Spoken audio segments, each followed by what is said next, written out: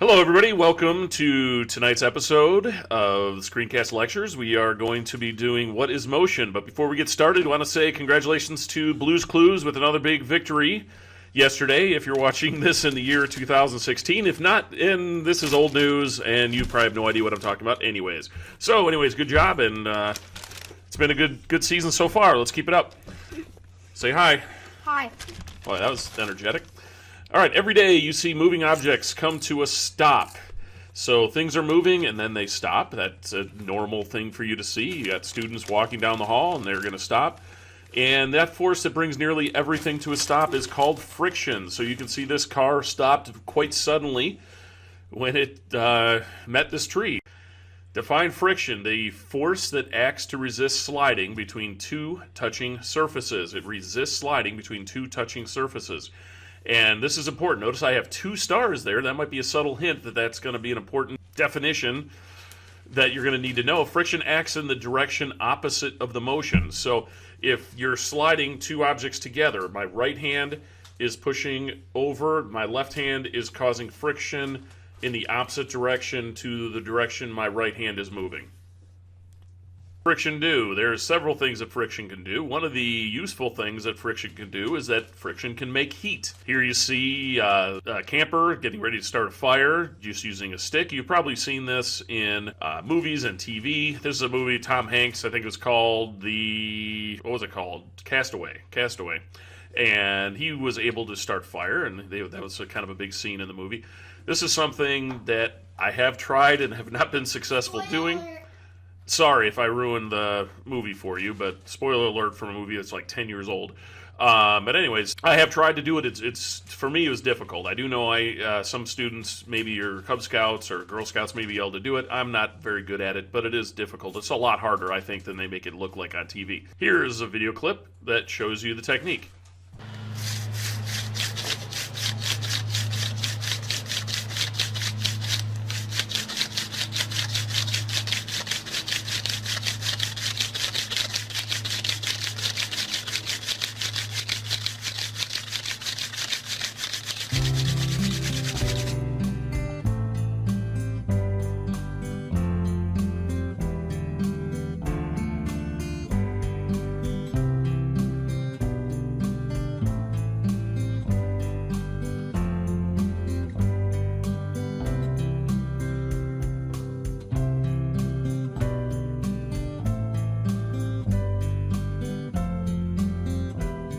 What does friction do? Friction makes heat. So when you're rubbing your hands together, go ahead and try it. You rub your hands together, the faster you do it, the hotter your hands are going to get, the warmer your hands are going to get. This is an energy transformation from mechanical energy. That's the moving of the parts. Sometimes it's called kinetic energy. So mechanical energy is going to be transferred to make, and it's pretty obvious, you can feel it, it's going to make thermal energy or heat energy. Here you see a thermal image. You can see somebody rubbing their hands together, that their hands are warmer. The white and the red colors are going to be the warmest. The blue and the black are going to be the coolest. Here's a video from one of my favorite movies back in the 80s. It's called The Karate Kid, and again, spoiler alert from a movie that's 30 years old now. Mr. Miyagi was able to use his hands and thermal heat to help heal Daniel-san's hurt muscles. Let's check it out.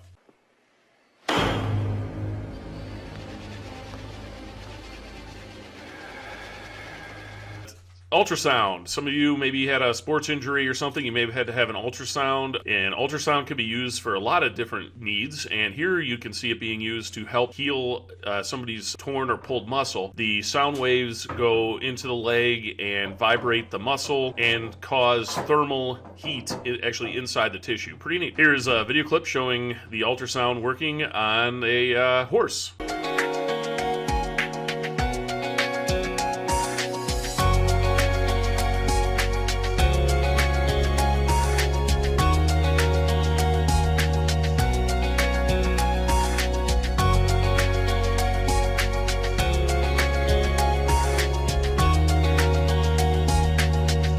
What is friction? What does friction do to a moving object? If friction is acting on a moving object, remember friction acts in the direction opposite to the motion. So if you have a force applied opposite to the motion, it should do what to the object? It should slow it down. It's going to be a negative acceleration. And rubbing on the surface and slowing the object down, that is going to be a mechanical to a thermal energy transfer, just like when you're rubbing your hands together. So if you're hitting the brakes on the tires are rubbing against the road and slowing the car down. Here's a clip showing tires and friction.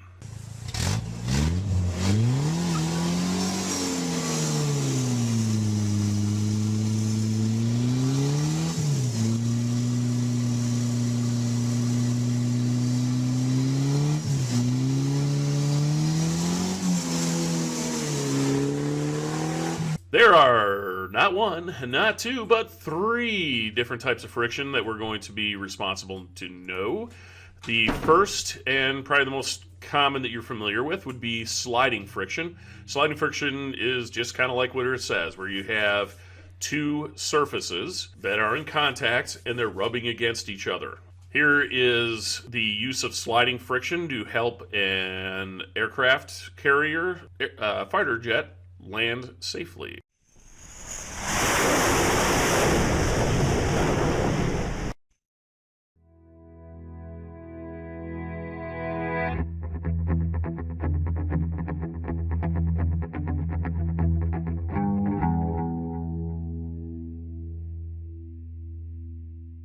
Okay, fluid friction is our number 2 friction. Fluid friction is when an object is traveling through a fluid, and you should know. Yes, what do you got for me?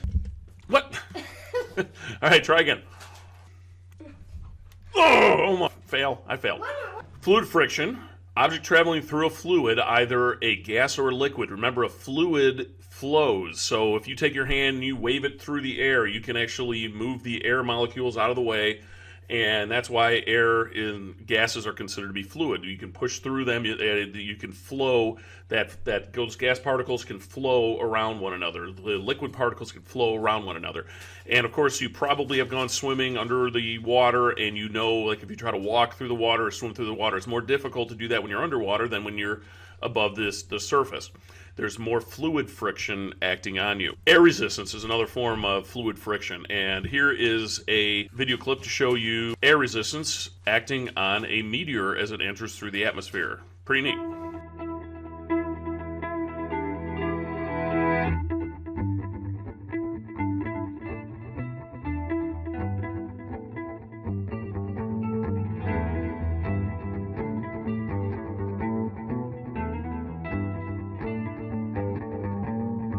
Fluid friction is sometimes known as air resistance or drag, and this picture here shows something called drafting. If you've ever watched a car race, or maybe you've watched the Olympics, where the bicycle races and things like that, where the racers will often line up behind each other, because what they're doing is they're trying to reduce air resistance or reduce drag, and the air will go up and over the vehicle and miss the car behind, and it will make it much easier for this car to travel. There'll be less air resistance, less turbulence in front of the vehicle, and that will make this car work less, and they can save gasoline. And so if they're saving gasoline, or if it's, of course, bicyclists, they can save their energy and they can ride their bike faster for a longer period of time. Or in this case, this car, the purple car, will be able to drive much further before it has to stop for a pit stop. Here's a clip that kind of explains this really well, and definitely better than I can. Let's check it out.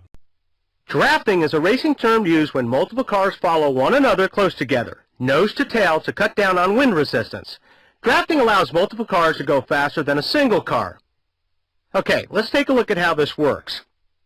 In this example, the air is being broken by the lead car. As the car behind closes in on the lead car, air is being moved over both of them, which creates less wind resistance. This occurs because the lead car only has to knock a hole in the wind. It doesn't also have to put up with drag from the air leaving the back of the body. And in this case, the rear car only has to deal with the drag. So by following closely together, these two cars can now go much faster than a single car running on the inside. Diet Coke. Anyways, cheap plug. There you go. free.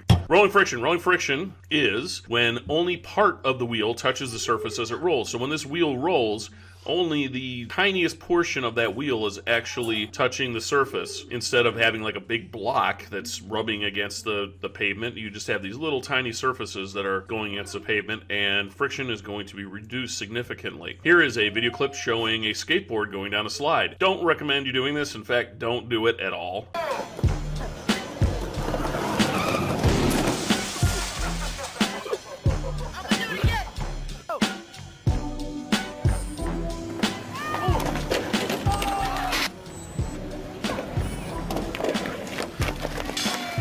Objects rolling down the ramp, if they are rolling like these spheres, they are going to go much faster. If you can imagine like putting a cube on this ramp and a sphere next to it, which one is going to roll down faster? The sphere definitely should roll down faster than the cube could slide. In fact, the cube might not even slide at all. When we come back to the classroom, we'll have a demo that will show you the idea of what we're talking about here. Here is a clip. This would be kind of fun. I would like to try this. Let's roll down a hill in a ball.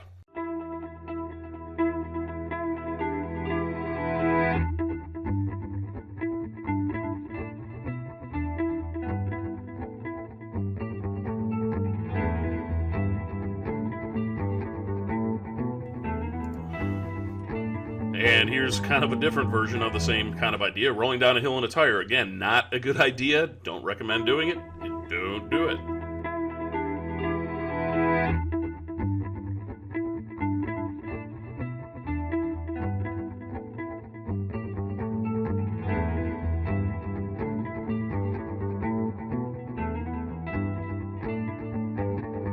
Roller skates.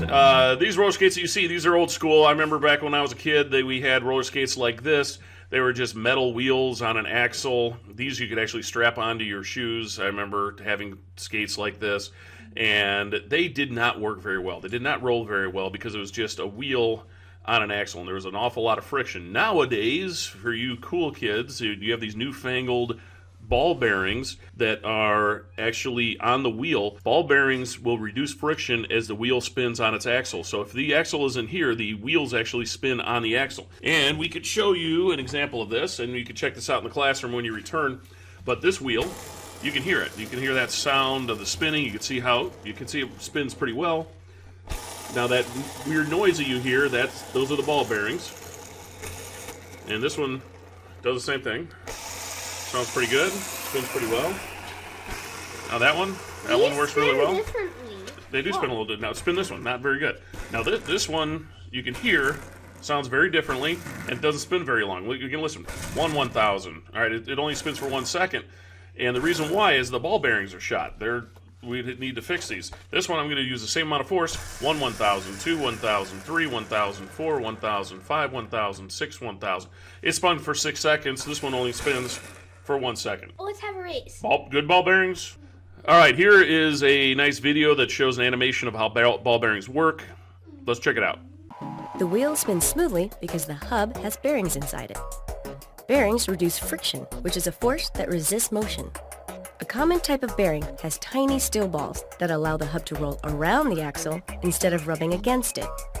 Rolling produces less friction than rubbing, so having bearings in the hub will make it easier to start spinning and keep it spinning. Okay, we had, to recap real quick, we had sliding friction, 2, we had rolling friction, and now number 3, we're going to talk about what's called static friction or starting friction, and there's somebody behind me.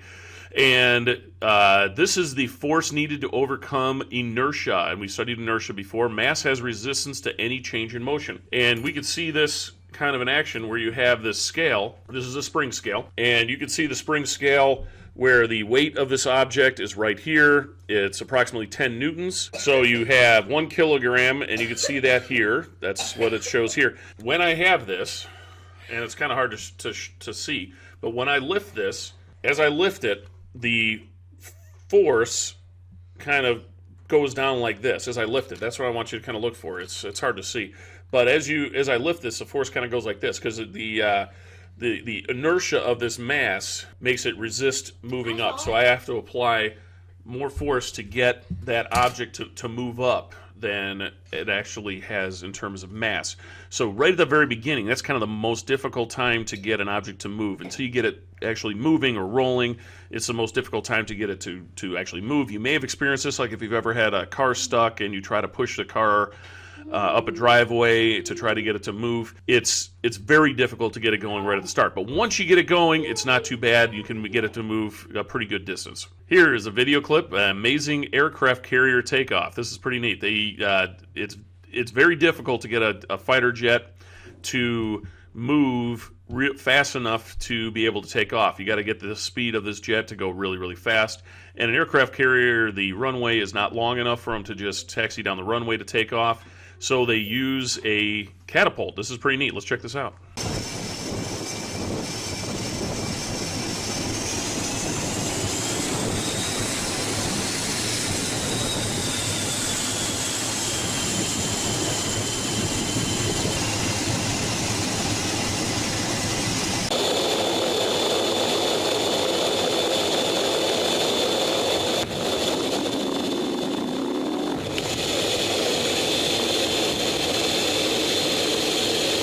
Hey, Black Guy, this is I'm gonna wrap this episode up. So, you want to come and say goodbye? Here, buddy, I'll wait for you. Ow! Ow! Ow! Ow! Just hurt my hand. Okay, come on. All right, everybody, that's it for this section. Now there will be another follow-up lecture coming up. It's going to be how can we reduce friction, and I'll try to get that up as soon as possible. So check that out next. See you next time. Bye. Be careful, kids. Bye, bye, bye. Bye. Toodles.